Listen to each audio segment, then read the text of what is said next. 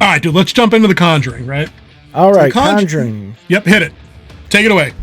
All right, Conjuring, filmed and released in 2013, so 10 years ago still, but the most recent and the ones we're talking about tonight.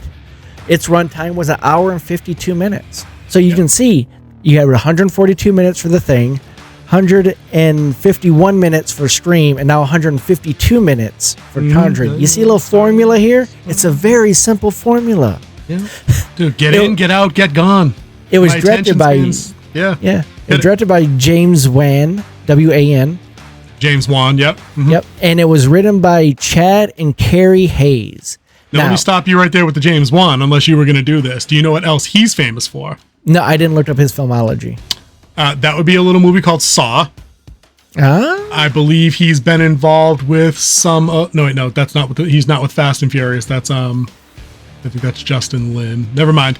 I know... Dead Silence. Dead Silence he was involved Dead with. Silence. I did know that because...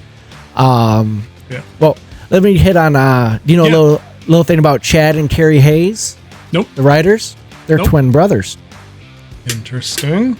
And the cinematographer is John L. Linetti, who shot most of the Conjuring universe movies. You can tell they're simpatico in their look and their feel. That makes sense. He was the cinematographer for the first 2 Insidiouses. Again, makes perfect sense to me. I absolutely believe that. Yeah. And he was the cinematographer for Dead Silence. Well, there you go. And he also directed one thing. Guess what he directed? Oh, I can't guess that shit. Mortal Kombat Annihilation. Oh, he's that guy. Oh.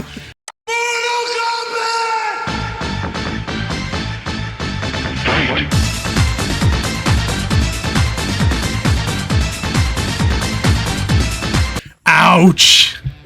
Ouch. The 1997 Mortal Kombat movie. Dude, is that not a top 5 worst movie of all time candidate still, like 30 years later, 25 years later, whatever? Like, that movie is awful. And I'm an MK fan. I just got done playing MK1 like 30 minutes before we finished. Awful. Awful. But yeah, dude, let's chit chat about The Conjuring, because like you said, it had a recent iteration. It is one of the modern day franchises, right up there with something like Insidious. Scream's going through a bit of a resurgence.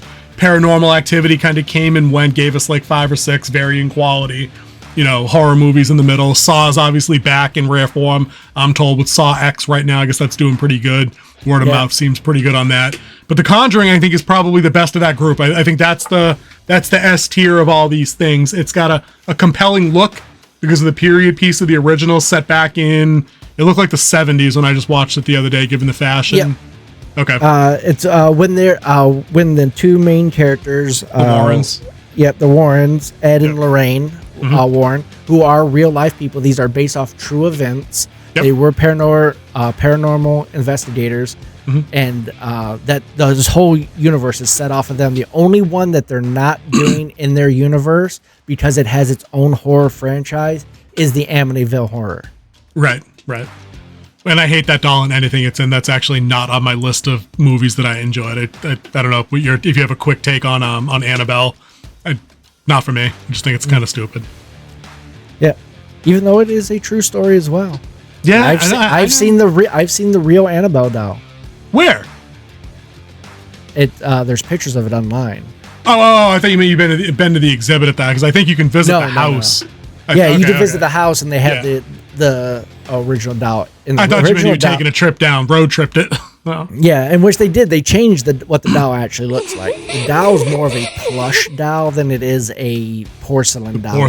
Like they portrayed in the movie. But the porcelain dolls are so much more creepy. So. Oh, dude, hell, you do, because you can crack it, you can scuff it up, you can make it dirty, you can do shit with the eyes. The twisting of the head can be articulate. Oh, dude, good call.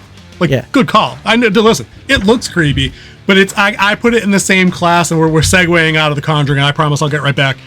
It's the same reason I enjoy Child's Play, but it never scared me, because even when I was like 9, I'd be like, did I punt that motherfucking doll out of the room?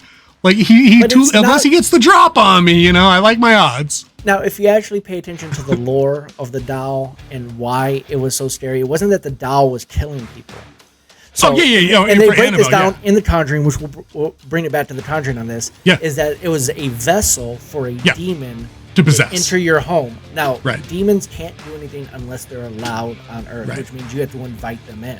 Yep. So when you bring the vessel in, you're inviting the demon with it. Right. And how a possession starts, it's a 3-phase, which they talked about in the movie. Yep, they do. Where it's infestation, oppression, or no, oppression is the third one. No, oppression, where they oppression and then possession. And then possession. Yep, you got it. Yep. And now here's a little insight into me. I completely believe in this. Oh, dude, I'm with you. 100%. We're on the same page. I believe that there is an enemy that is always trying to break us down, and his demons are working on Earth as we speak. Yep. Take a look around. It's, I'm not even talking about like social issues and shit like that. I'm talking about the crap I see on Facebook where like we're recovering, children from awful situations, and I don't want to get it. Not even going to get into it because it'll trigger the Batman instinct, and we're not here for that on Friday night. Yeah. But The Conjuring. Here's why I love The Conjuring, and I'll do the little setup bit. We got I wouldn't call it a stereotypical family. Maybe it was stereotypical for the 70s. Mom, dad, 3 or 4 kids. I think 4 daughters. All daughters. All daughters. They're a little down on their luck. They're moving into a new farmhouse that they got at a good rate because, of course, something awful happened at the farmhouse. 30 years ago, and then 30 years before that. It's like multiple atrocities have happened there. Weird shit starts happening. The girls are legitimately terrified by some of the things that they see, they hear, they feel. It escalates very cleverly, very subtly over time, and it draws you right in. And then the mom, the way they tie the Warrens in, the mom is attending a college lecture that the Warrens are presenting to just like a student body or interesting people about demonology and possession. And the way they lay it out is, Ed Warren is he's not a priest, but he's an agent of the Catholic Church that does investigations, but he's not authorized to do exorcisms, which comes into play at the end of the movie, which I thought was pretty cool, because it's not like a superhero power-up moment. It's a dude that was afraid to do it. He didn't want to do the exorcism at the end because he didn't want to endanger his wife, because he had seen an exorcism go south. Pretty good part. But mom from the family reaches out to Ed and Lorraine Warren about, hey, we moved in this place. My girls are scared. Can you come check it out? There's a brief second where Ed doesn't want to go, but then Lorraine's like, yeah, dude, we got to go check it out because we have a daughter, and we would do it. He was going to go alone. I thought he told her no at first, and then he said, she okay, wanted I'll to go, and he was going to go alone. And she said, like, where you go, I go. Going, right. Yep. Yeah, because they're a power couple, without a doubt. Like, and that's easily buyable. Great chemistry between them two, by the way. Like, they have me sold on it. If they married in real life, I'd believe it. They are not married in real life, but their name is Patrick Wilson and Vera Farmiga. Yep. Yep. And then, Patrick Wilson, of course, is in Insidious, the first 2 flicks, and he's also in Aqua Douche 1 and 2. Yeah, and then you have Ron Livingston, which you all recognize from Office Space. Office Space. Yep. And then the mother is played by Lil Taylor. Oh, I didn't know her. Yeah, no, and Livingston in this one, do great as the dad. And one of my favorite things about this is, in this movie, they avoid the trope where the grown-ups don't believe the kids, or the cops don't believe, or, somebody doesn't believe. Like, they all see enough shit themselves, and like, the hell is going on here? We need help. We're going to go get it and bring it in. And they do. There's not an hour's worth of the youngest daughter being tormented and the older kids picking on her and the mom being like, I've had enough. We had to move away from the city because they bypass all that bullshit, and it's never part of the story, which I loved. Which also, the mother is actually getting some of this too, because I believe the mother and the father are the actual targets, and the kids were how they're going to do the oppression to break them down. We torture the kids to break the parents. Yeah, of course. Yeah, and the mother, she was getting bruises. Yep. Just appearing on her body. Yep. Like in her sleep, unknowing, like she wasn't falling down the stairs, she wasn't drinking and tripping. And that's another thing, like, neither one of them had the stereotypical mental illness or the drug abuse issue where they could go, well, I don't know, mom was, 2 boxes of wine deep again. Siphoning boxed wine. Why? And she fell down the stairs, and that's how she got the gnarly bruise on her arm. Like, no, it was straight up exactly what they were showing you. So again, just like the other 2 movies, everything that happened made me believe I was there with them. It felt like exactly how I would feel in that situation if my family was threatened and I couldn't punch, kick, or shoot my way out of the problem. It all felt super authentic. Also, to let you know that the family was actually on set while they were filming. The actual family. Oh wow, imagine the that. The Piran family was actually there. That's pretty ballsy. And also, Lorraine Warren has a cameo in it in that scene where the mother is watching. She's sitting in the front row. Oh, in the lecture? Yeah. Oh, super cool. I missed that completely. I'm surprised they didn't point that out in like the post credits or something. Yeah. And the reason why I think them two were so like tuned in is that they spent 3 days with Lorraine Wilson going over everything too. So I think that's also helped them with their whole being tuned in to playing these roles. You want to talk about playing roles, dude? Can we talk about like the daughters for 4 seconds? Because I meant to go back and like edit this into like the Ahsoka video somewhere, and I forgot. Why doesn't Disney hire literally any of those girls? I mean, not that they're aged out now, but you know what I mean? Like, all 4 of the daughters in this movie are better than anything we've seen in Disney or Marvel in terms of actors under the age of like 14. They're all better. They're all more convincing. They're all more likable. They're not as obnoxious. Like, the youngest daughter could have been Leia in Kenobi, and I'd hate that show 1.5 stars less. If it was just somebody that looked like an actual little girl, that wasn't some pretentious snot preteen that acted like she was more experienced, more talented than her senator mother and father with 30 years experience. I hate that. These 4 kids, and on top of that, we just saw the creator the other day, the little girl, Madeline Yuna Voiles, who played Alfie. Dude, Disney, there's kids out there that can act. Fucking hire them. Like, do you have to rehire Jake Lloyd over and over and over again? Like, did you make a deal with the devil that needed to be who you could hire? Like, it just annoyed me, you know? Knowing Disney, they probably have an office set up for the devil right next to Bill Iger. I mean, it's got to be. Because I watched this and again I was reminded that no, it's not that I hate child characters. I hate child actors in most things, unless it's a comedy, like you were talking about Big Mama's House earlier, or something like that. Like, kids in comedies are fine because they're cute, they're pretentious, they're precocious. But kids in horror flicks or in dramas or sci-fi, they're always that same know-it-all, shut up Wesley character, and I fucking hate that. You know what I mean? Another one that they had really good kids in was The Haunting of Hill House. I haven't seen that. I'll take your word for it, but because I've heard good things about the movie in general. Yeah. Yeah, because I want to.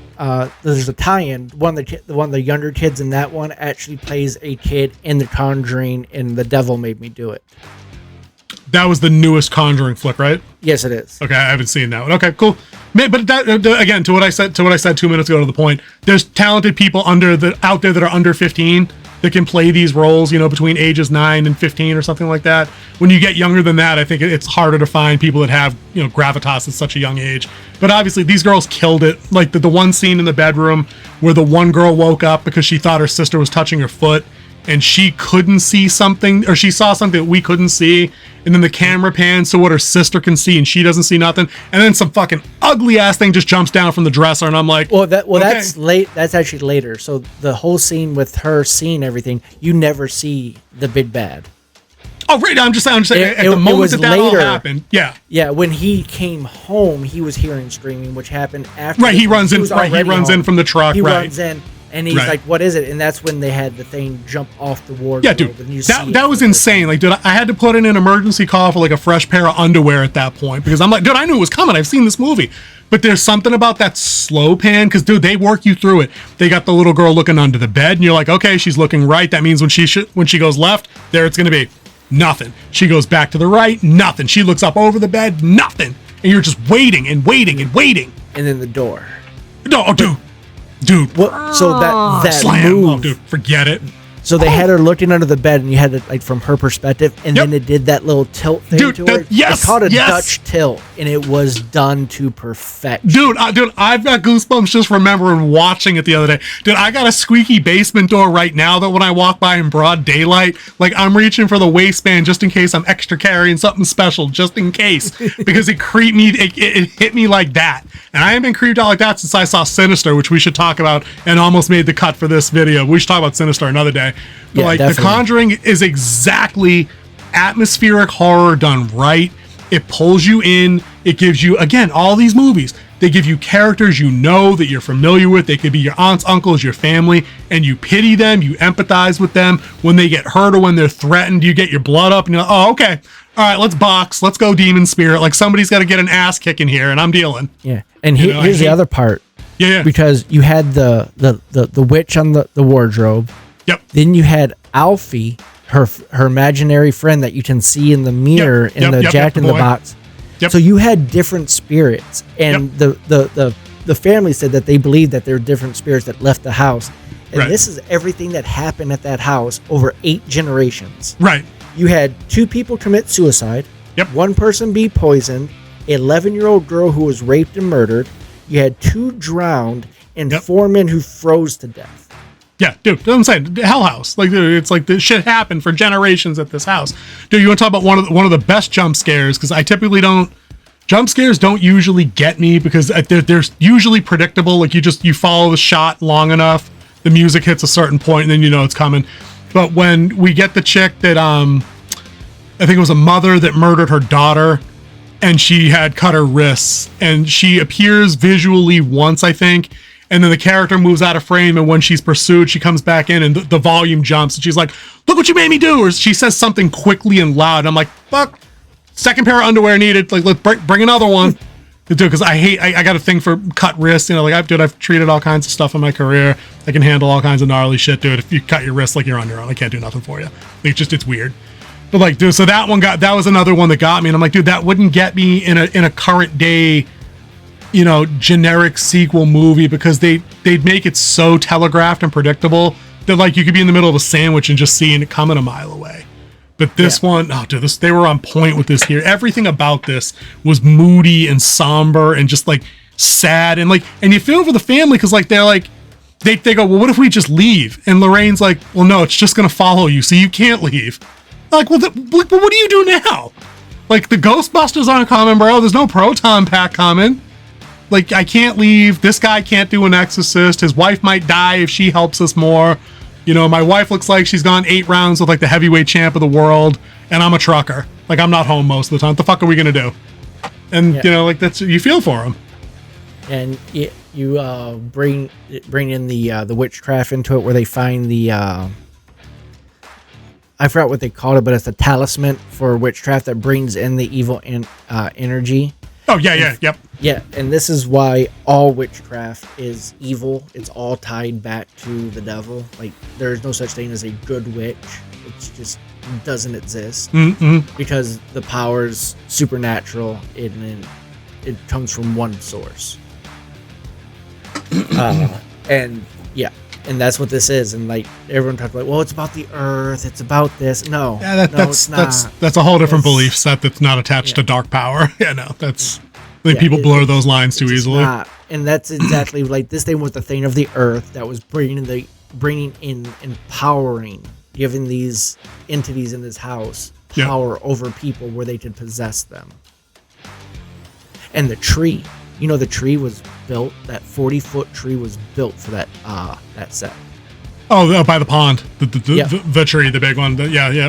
Dude, didn't know. I figured it was just some droopy ass looking sad willow tree that was on a haunted Indian burial ground or something, and they played the part. It's creepy AF. Like I'll have it on the thumbnail, I think, if I can squeeze it. But again, it's just part of the iconography of the film. Like there's nothing wasted in this movie. Every scene propels characters to just about inevitable conclusion, to like the showdown with the demonic entity that they're facing. You know, everything in the house. You said this again, like if we had numbers for this one, probably works out the same way to Scream, adjusted for, you know, the decade that it was made in. It's got 2 sets. It's got the fucking house and their house where like the cursed item collection is, and the college. And the college. Like, that's more or less they it. had like a couple small ones, like where they're they shoot at a hotel for a day where the kids bunker up when it's about to hit the fan. In the apartment where they open up with the Annabelle doll. Right, but again, you're talking about an apartment that could have been anywhere. You know what I mean? The apartment they go to could have been in Nebraska somewhere, shot on a budget. Or it could have been shot in the same house set that they had for the house. Just repurposed. And just changed it. Right. We've done that before. Dude, talk to me about special effects in this one. I don't remember anything crazy except at the end where mom's on the chair and it rotates and levitates upside down. But there's not a lot of the way in like spiritual photography, special effects with like CGI creatures, none of that stuff. Everything was prosthetic. Like the specters and the demons that they saw, like the thing that jumped down from the wardrobe was probably an actor. I would imagine that's a safe enough stunt to do.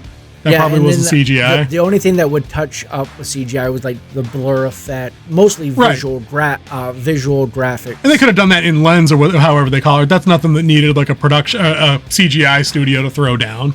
They probably had at least one or two special effects just to blend stuff. True. To make it look more realistic. But not. We're not talking Marvel here. We're not talking the entire thing is green screened and hundreds of hours of effects, right?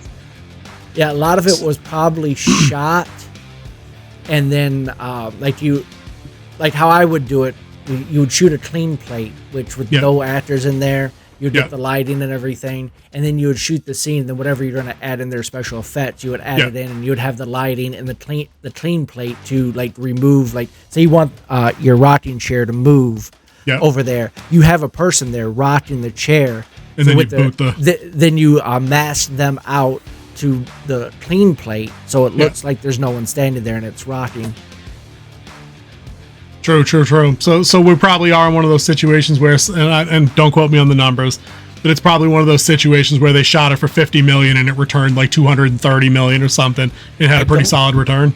I don't actually have the numbers. No, I'm just saying general. I mean, we can make this assumption given the kind of horror movie that it is, where it's not a mutant monster movie on the run that's got crazy laser special effects to kill it, like a modern Ghostbusters or something.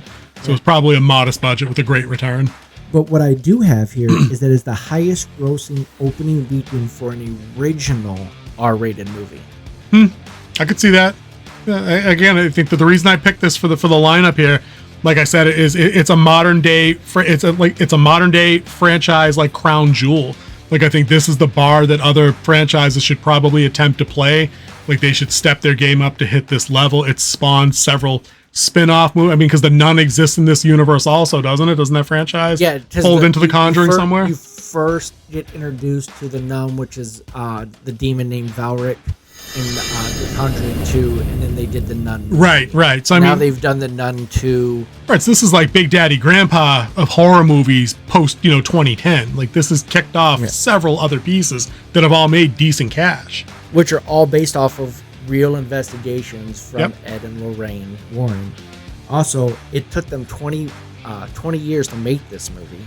It had a different name when they first started, because no one wanted to do this movie because of they wouldn't remove the religious aspect of it. Interesting.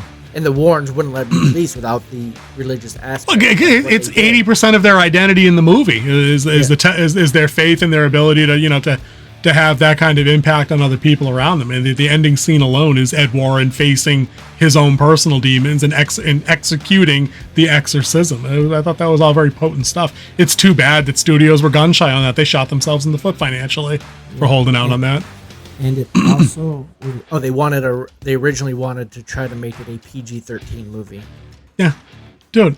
I mean, what do you cut out of The Conjuring to get out of the rated R movie? It's not high on the language. There's no sexual situations. The violence is minimal. It's just people getting thrown around a house. Like, was it so scary that it needed an R rating? Really?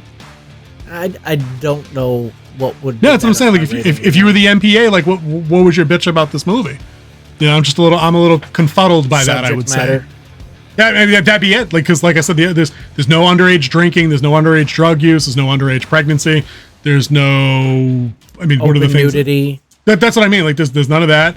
Even the language, like, is an F-bomb dropped at any point in this movie by any of the characters? I don't think so. That's what I mean. Even when the shit's going down at the end of the movie, like when the police officer that's with them gets his cheek bitten or his ear bitten or whatever, like that'd be the blue collar character that I figured would have dropped the language, but he didn't. Like, I don't remember it. So yeah, dude, I'd be interested to see why they made the decision. But yeah, dude, that's The Conjuring. I think I'm just checking my notes. I don't want to leave anything out. Performance is good. Atmosphere good. Modern classic good. Child actors was the big point. Yeah, dude. I think we covered The Conjuring.